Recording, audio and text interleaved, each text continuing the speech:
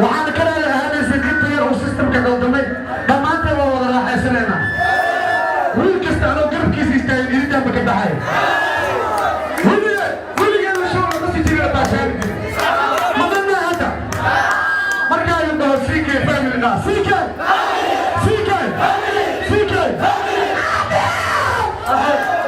ariya kale dan hadi